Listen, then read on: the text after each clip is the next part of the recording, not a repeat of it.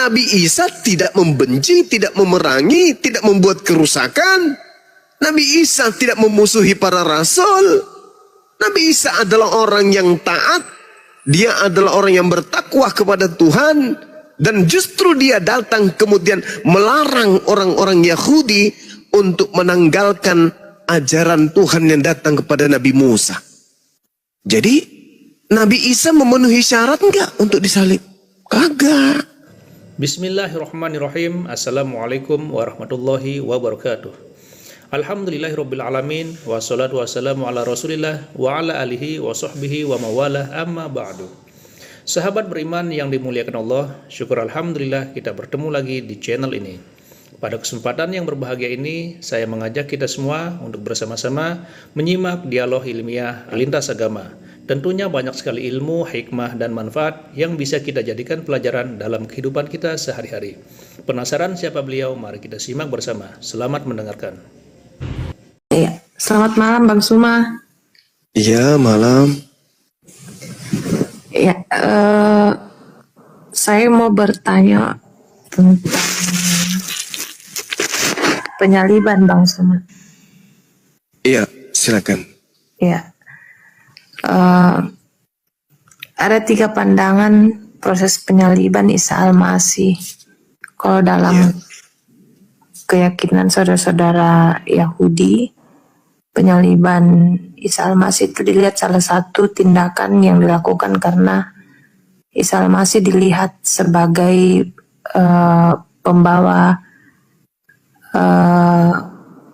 keonaran pada saat itu dalam konteksnya, karena mereka melihat bahwa Isa Al-Masih datang untuk memberitakan hal-hal yang menentang keagamaan orang-orang Yahudi pada saat itu, sehingga mereka berusaha untuk menyalibkan. Itu yang saya tahu. Terus kalau dalam keyakinan saudara-saudara Kristen, penyaliban Isa Al-Masih itu adalah bagian karya penyelamatan Allah, penebusan dosa.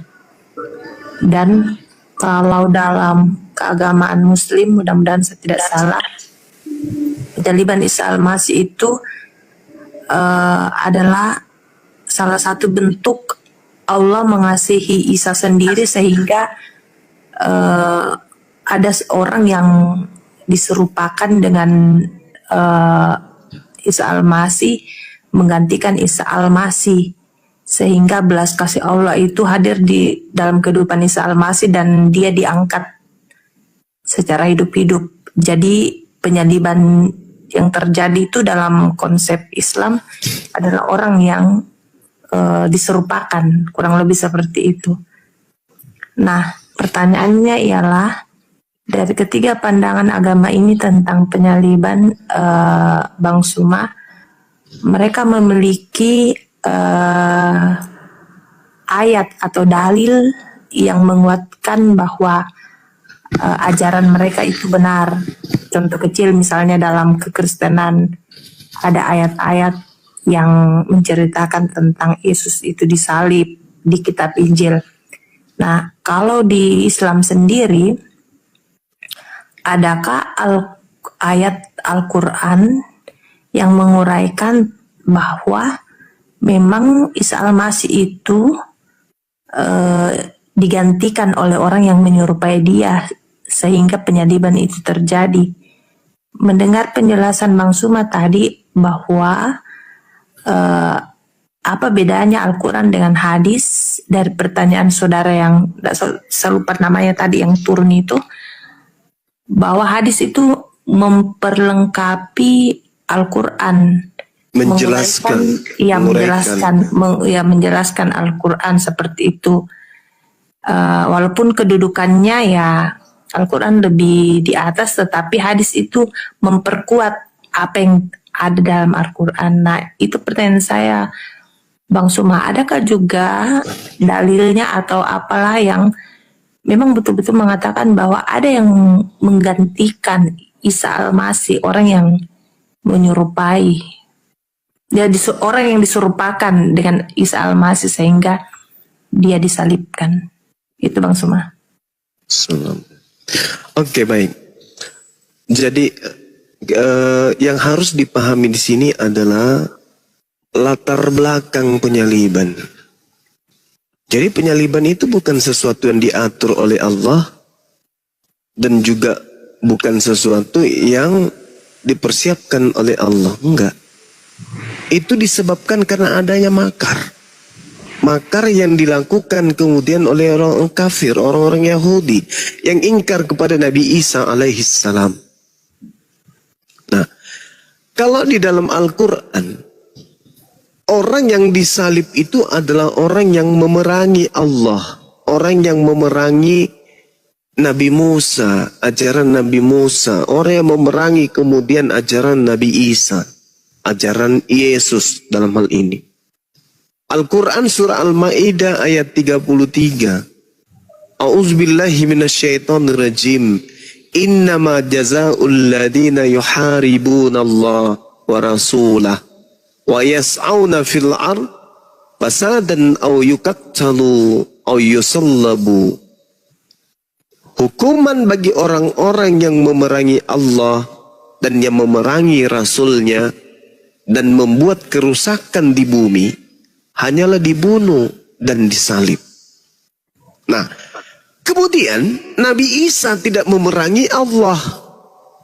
Nabi Isa juga tidak memerangi para rasul. Dalam hal ini Nabi Musa, Abraham, Daud, Salomo dan seterusnya. Itu tidak diperangi oleh Nabi Isa. Keadaan yang ada ketika Nabi Isa tidak memerangi Allah, tidak kemudian membenci ajaran pada para rasul, lalu kemudian orang-orang Yahudi mencoba untuk menyalibnya.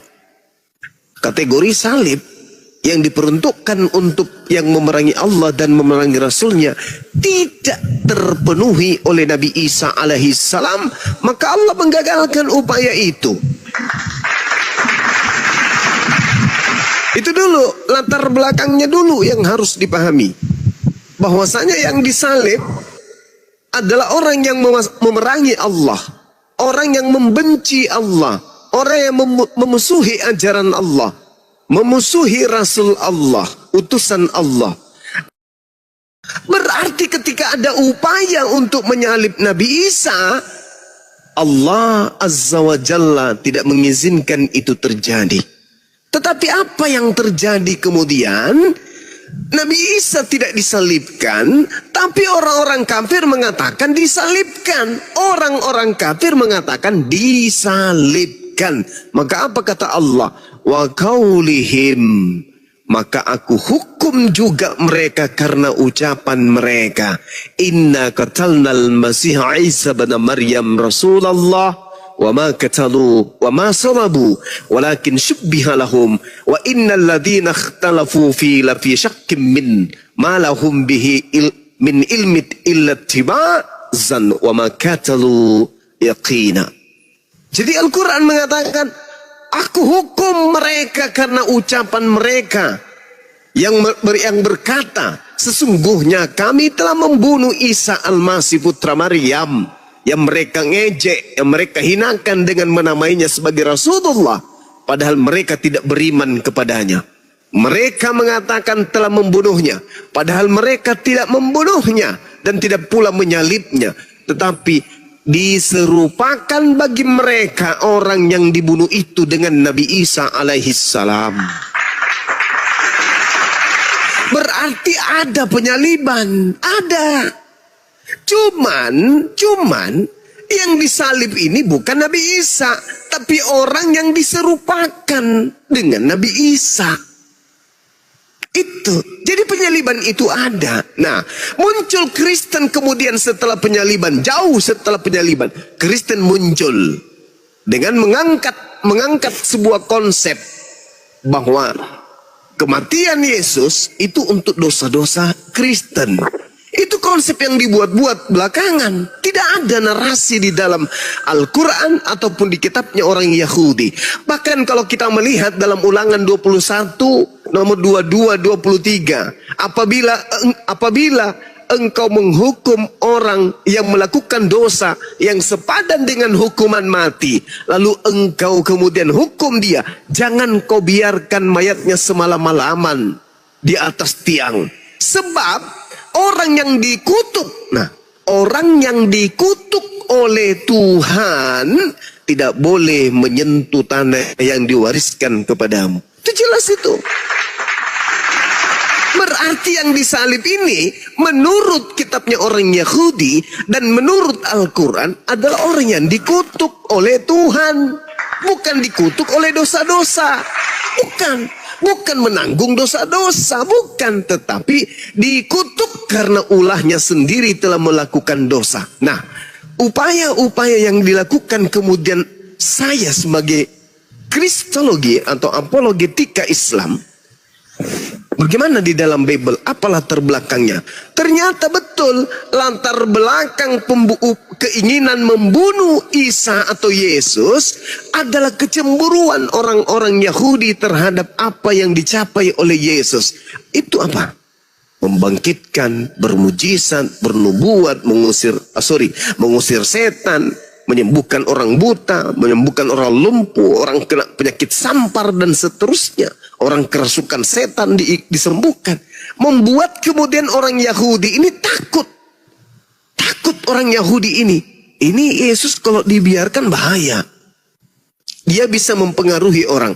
Bahkan tertulis dengan jelas di dalam kitab Lukas 23 nomor 2. Di situ mereka mulai menuduh Yesus. Mereka berkata, kami dapati Yesus ini menyesatkan menyesatkan masyarakat. Yesus menghasut orang supaya jangan membayar pajak kepada kaisar. Sebab katanya ia adalah Kristus, seorang raja. Itu kata orang-orang Yahudi. Yesus menghasut orang lain untuk jangan membayar pajak. Nah, kalau sampai orang banyak terhasut untuk tidak membayar pajak, coba Anda baca di dalam Yohanes 11. Apa yang terjadi di sana? Orang Roma akan datang merampas tempat suci kita dan merampas bangsa kita. Kalau banyak orang menjadi pengikut Yesus. Nah, supaya itu tidak terjadi, apa yang harus kita lakukan? Kata imam kepala. Maka imam kepala kemudian bernubuat. Apa katanya? Tahun ini juga aku Kayapas bernubuat bahwa Yesus harus mati demi bangsa ini. Yesus harus mati demi bangsa Israel. Karena kalau Yesus tidak mati, orang Roma akan datang merampas tempat mereka dan merampas bangsa mereka. Itu yang terjadi, yang menjadi latar belakang penyaliban terhadap Yesus. Tak ada unsur dosa, tebus dosa, bla bla bla. Itu tak ada. Tak ada sama sekali. Itu nanti muncul di meja Kristen, di mimbar gereja baru muncul konsep doktrin seperti itu. Kalau di Islam, karena mereka membenci kepada Nabi Isa alaihissalam, mereka kemudian membuat makar. Perjanjian lama jelas, yang disalib adalah orang yang dikutuk. Di Al-Quran juga demikian. Orang yang dikutuk, orang yang dimurkai disebabkan karena mereka membenci Allah dan membenci utusan-utusan Allah. Itu jelas itu. Jadi kalau ada penyaliban, ada disalib. Betul. Ada yang disalib. Tetapi bukan Nabi Isa. Karena Nabi Isa tidak memenuhi syarat untuk disalib. Bahkan kalau Anda lihat di dalam Matius 26, Matius 27. Gubernur pada saat itu, Gubernur Pilatus mengatakan, saya tidak menemukan kesalahan sedikit pun terhadap Yesus. Mereka menyerahkan untuk disalibkan. Ngotot mereka karena dengki. Bukan karena dosa. Bukan karena ingin menebus dosa waris. Oh, dosa kami sudah dibuatkan akan dihapuskan oleh oknum yang bernama Yesus. Oh, kami ini ahli Taurat. Kami ini adalah orang Farisi. Kami orang terpelancar. Saya imam kepala loh. Di dalam kitab saya mengatakan orang ini harus mati demi dosa-dosa saya. Tapi tidak sama sekali. Matius 27:18, Pilatus berkata, mereka menyerahkan Yesus untuk disalibkan karena dengki. Bukan karena mau selamat dari dosa. Bukan karena ingin ditebus dari dosa waris. Tak ada. Itu hanya karangan-karangan gereja yang muncul belakangan. Saya kira begitu. Silakan. Oke, terima kasih Bang Suma. Sama-sama. Oke, pertanyaan berikutnya Bang Suma. Boleh? Sebelum saya turun. Boleh Bang Suma? Iya, silakan. Ya, banyak teman-teman Kristen mengatakan bahwa seorang nabi itu, ini menurut pendapat mereka, seorang nabi itu tidak datang dari bangsa Arab, tetapi datang dari salah satu keturunan anak-anak Yakub dari suku Yehuda, dan itu telah dinubuatkan. Dan mereka mengamini bahwa Isa Al-Masih itu adalah nabi terakhir. Nah, itu bagaimana pendapatnya Bang Suma? Karena mereka mengatakan bahwa seorang nabi itu tidak akan datang dari bangsa Arab. Nah, mudah-mudahan saya tidak salah. Rasulullah itu kan dari keturunan Arab, Bang Suma. Yeah. Jadi bagaimana Bang Suma baik. ketika mendengar pendapat saudara-saudara yang Kristen? Iya. Jadi gini, jangankan orang Yahudi berkata demikian, saya pun mengatakan hal yang sama. Bahwa nabi yang diutus kepada Bani Israel itu adalah nabi yang berasal dari kaumnya sendiri. Bahkan saya seringkali mengatakan apa? Perintah Tuhan yang spesial untuk Bani Yakub itu tidak diberikan kepada bangsa lain. Tidak diberikan. Jadi tidak mungkinlah sosok kemudian datang kepada mereka untuk dijadikan sebagai nabi dan rasul spesial untuk mereka. Enggak mungkin di luar daripada bangsa mereka. Bahkan dikatakan dalam Ulangan 33 nomor 4. Hukum Tuhan hanya berlaku kepada Bani Yakub. Mazmur 147, hukum-hukum Tuhan dan aturan-aturan Tuhan yang datang kepada Israel itu tidak diberikan kepada bangsa lain. Saya mendukung itu.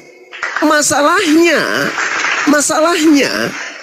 mau sampai kapanpun Yahudi Kristen bersatu untuk menunjukkan ada satu nabi atau ada satu Mesias atau ada satu rasul yang muncul di tengah-tengah mereka yang diutus untuk seluruh dunia, untuk seluruh bangsa, itu tidak akan pernah kita temukan. Wahai saudaraku Yahudi, ya paman, kamu pengikut ajaran Nabi Ibrahim? Ya. Pengikut Nabi Isa? Ya. Yakub? Yes. Musa? Ya. Daud? Ya. Salomo? Ya. Yesaya? Ya. Samuel? Ya. Harun? Ya. Daniel? Ya. Ya. Pertanyaan saya, adakah di antara utusan-utusan Tuhan yang menerima firman itu diutus untuk seluruh manusia? Jawaban mereka apa? Tidak ada. Makanya agama Yahudi itu hanya untuk agama Yahudi, golongan mereka, bukan agama untuk disiarkan ke seluruh bangsa. Enggak. Bukan itu kemudian. Nah, begitu juga Yesus ketika dia datang. Aku diutus hanya kepada domba yang sesat dari umat Israel. Matius 15 nomor 24. Nah, iblis apakah akan duduk tenang? Oh, tidak. Iblis apakah tahu akan datang sosok nabi sebagai Rasulullah wa khataman nabiyyin? Tahu iblis itu. Lalu iblis ini apakah tidak membuat pasukan, tidak membuat kerajaan, tidak membuat tahta di atas muka bumi ini untuk melawan sang rasul penutup, sang nabi penutup untuk melawannya? Oh, pasti. Iblisnya pasti membuat tahta yang sangat kuat untuk melawan akan datangnya sang penutup para nabi. Maka dibentuklah dinul Kristen. Sederhana untuk memahami itu. Ketika kita tanya, Kristen memiliki konsep 3 dalam 1, 1 dalam 3. Tuhan jadi manusia, manusia jadi Tuhan, dan seterusnya. Konsep ini apakah dihasilkan dari Nabi Yahudi? Tidak. Bahkan sekedar untuk berasal dari Yesus pun kagak. Yesus mengajarkan ibadah minggu? Tidak. Yesus mengajarkan beribadah dan mengibadahi dan mentuhankan dirinya? Tidak. Yesus mengajarkan makan babi? Tidak. Yesus mengajarkan merombah hukum Taurat? Tidak. Yesus mengajarkan merasulkan Paulus? Tidak. Yesus mengajarkan mengkitabkan perjanjian baru? Kagak. Yesus mengajarkan kemudian tidak disunat? Tidak. Lalu dari mana konsep-konsep kaidah kerangka keagamaan Kristen ini berasal? Dari sang dia yang ingin bertahta di atas muka bumi untuk mempersiapkan senjata-senjata pasukan-pasukannya melawan dinul Islam. Kenapa demikian?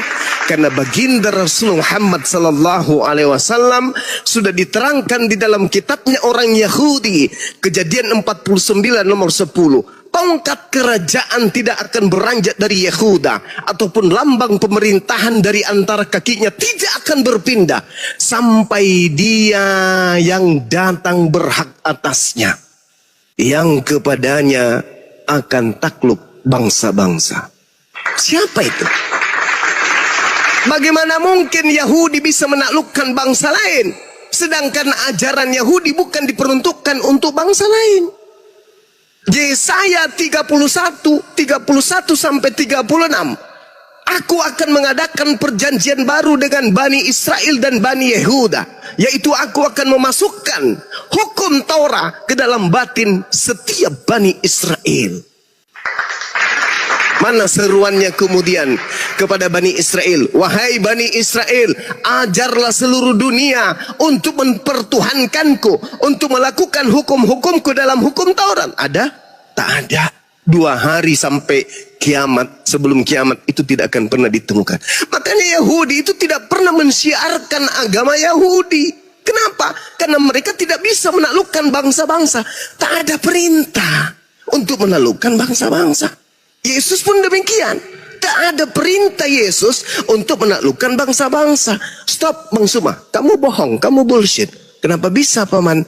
Kamu baca Bang Suma, Matius 28, nomor 18, nomor 19, nomor 20. Tunggu dulu. Yang saya katakan tadi, iblis tidak akan tenang ketika sudah mengetahui tak lama lagi Nabi Muhammad diutus. Maka apa kata iblis? Aku harus membuat pasukan untuk melawan ajaran Nabi Muhammad yang akan datang sebentar lagi. Maka itu tadi pertanyaannya, adakah kemudian Yesus mengajarkan dirinya diutus untuk seluruh umat manusia? Tak ada. Lalu siapa yang mengatakan, kepadaku telah diberi kuasa, baik di langit maupun di bumi. Gila, jadi seluruh bangsa menjadi muridku. Itu siapa yang berkata demikian? Yesus? No. Itu bukan Yesus. Lalu siapa Bang Suma? Tanya Yesus. Yesus, apakah akan datang penyesat yang ngaku-ngaku namamu? Yang mengaku-ngaku itu adalah dirimu? Ya, di mana tertulis? Lukas 21 nomor 8. Apa kata Yesus? Waspadalah kepada iblis yang datang kepadamu dengan memakai nama Yesus dan berkata, akulah Yesus. Waktunya sudah dekat, jangan kau percaya. Matius 24 nomor 4 nomor 5. Waspadalah kepada penyesat yang datang kepadamu dengan memakai namaku dan berkata, akulah Yesus. Dia berkata, akulah Kristus. Dan dia akan menyesatkan banyak orang. Mana banyak orang yang disesatkan itu? Islam gak mungkin. Nabi Muhammad tidak pernah bertemu dengan oknum yang mengaku, akulah Yesus, wahai Nabi Muhammad. Pergilah ke seluruh bangsa, wahai Nabi Muhammad. Jadikanlah seluruh bangsa menjadi pengikutku, wahai Nabi Muhammad. Tidak pernah ada Kristus atau Yesus datang mengaku demikian kepada Nabi Muhammad. Sehingga kelompok Islam yang banyak ini tidak boleh dikategorikan sebagai orang banyak yang telah disesatkan. Gak boleh. Bagaimana dengan Kristen? Mohon maaf. ada makhluk yang datang kepada Paulus. Akulah Yesus yang kau aniaya. Ada makhluk yang datang kepada Ananias. Pergilah, temukanlah Paulus. Dia akan menjadi orang pilihanku untuk memberitakan berita yang akan berikan kepadanya. Lalu dia datang pula kepada penulis di kitab di Pulau Wahyu, di Pulau Patmos, di kitab Wahyu. Akulah Yesus, keturunan Daud, tunas Daud, sang bintang timur, gilang gemilang. Pergilah, jadikanlah seluruh bangsa menjadi pengikutku. Akulah Alfa dan Omega. Pertanyaan saya, kalau di Nabi Muhammad tidak ada sosok yang datang mengaku Yesus, sayangnya di Paulus dan penulis-penulis Bible ada sosok datang mengaku menjadi Yesus. Dan orang banyak yang disesatkan itu kebetulan sekali komunitasnya bernama Kristen. Saya mau menolak ini, tapi tidak bisa, karena Bible yang menyatakan. Bible yang mengatakan. Saya tidak ingin mengatakan bahwa iblis datang mengaku Yesus itu ada pada saudara saya Kristen. Saya tidak ingin mengatakan itu. Tetapi Al-Quran saya menceritakan tentang tipikal orang-orang kafir. Pas dengan keadaan hari ini. Dan lagi-lagi Bible pun menerangkan ciri-ciri daripada Yesus palsu itu terpenuhi oleh dia yang telah mendirikan agama Kristen. Dan iblis ingin supaya manusia itu tidak punya aturan sama sekali. Apa bukti konkretnya? Masya Allah, sangat luar biasa pemaparan dari kedua belah pihak, sehingga membuat dialog ini semakin lebih menarik. Sahabat beriman yang dimuliakan Allah, tetaplah di channel ini, karena dialog ini belum selesai, dan masih banyak lagi hal-hal menarik yang akan kita dengarkan bersama. Selamat mendengarkan. Ketika Adam dicipta, hanya ada satu perintah dari Allah. Jangan kau makan buah ilmu pengetahuan. Satu perintah ini pun digugurkan oleh iblis. Dengan kata lain, iblis menginginkan kebebasan terhadap manusia agar manusia itu tidak terikat oleh hukum-hukum Tuhan. Bebas, bas ayatnya binatang. Begitu kemudian Yesus datang, Nabi Musa datang. Ini enggak boleh, ini enggak boleh, ini haram, itu haram, ini enggak boleh kau lakukan, ini perlu untuk kau tinggalkan. Iblisnya mengatakan apa? Segala sesuatunya halal bagiku. Tidak ada yang haram. Yang masuk ke mulut tidak ada yang haram. Yang keluar di jamban itulah yang menajiskan. Na'udzubillah summa na'udzubillah. Siapakah beliau ini? Yang telah mengajarkan satu konsep. Nah ini kembali kepada pesan Yesus. Waspadalah kepada Yesus palsu yang datang kepadamu dengan memakai namaku. Dan berkata akulah dia. Waktunya sudah dekat, jangan kau percaya. Bahkan lebih lengkapnya lagi uraian itu muncul di Matius 24. Nomor 23, 24, 25, 26, 27. Subhanallah. Jadi saudari, saya menjelaskan berdasarkan dua data, Al-Quran dan juga Bible.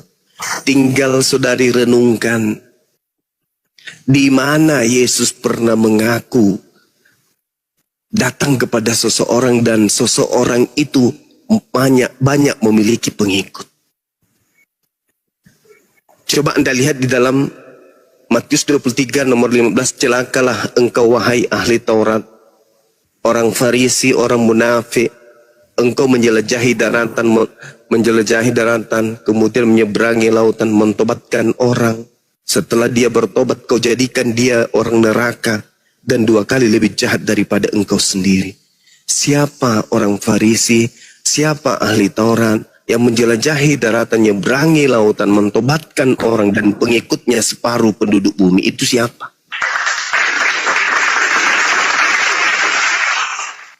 Karena penyesat ini mengaku bertemu Yesus.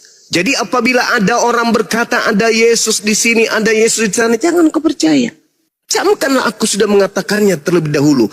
Apabila ada orang berkata ada Yesus di padang gurun, ada Yesus dalam bilik, jangan kamu percaya, sebab sama seperti sinar yang bersinar memancar dari timur sampai ke barat, demikian jugalah kelak kedatanganku sebagai anak manusia di akhir zaman.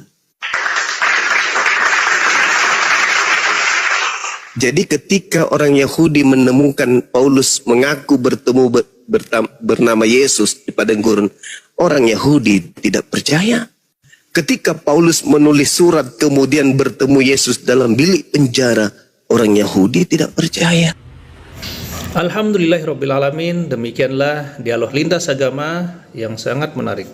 Semoga kita bisa mengambil ilmu, hikmah, dan manfaat dari dialog tersebut. Sahabat beriman yang dirahmati Allah, terima kasih banyak sudah mengikuti channel ini. Doa dan harapan saya semoga sahabat semua selalu diberikan kesehatan, dimudahkan segala urusannya, dan dilancarkan rezekinya. Amin ya rabbal alamin. Demikian yang dapat saya bagikan, kurang lebihnya mohon maaf. Sampai bertemu lagi di video berikutnya. Wabillahi taufiq wal hidayah, waridho wal inayah. Wassalamualaikum warahmatullahi wabarakatuh. Setelah kita mendengarkan bersama dialog ilmiah lintas agama, sekarang mari kita lanjutkan aktivitas kita masing-masing. Semoga kita semua bisa mengambil ilmu, hikmah, dan manfaat dari dialog tersebut. Buat sahabat semua, saya ucapkan terima kasih banyak, selamat beraktivitas, dan sukses selalu. Tetap jaga persatuan. Sampai bertemu lagi di video berikutnya. Wassalamualaikum warahmatullahi wabarakatuh.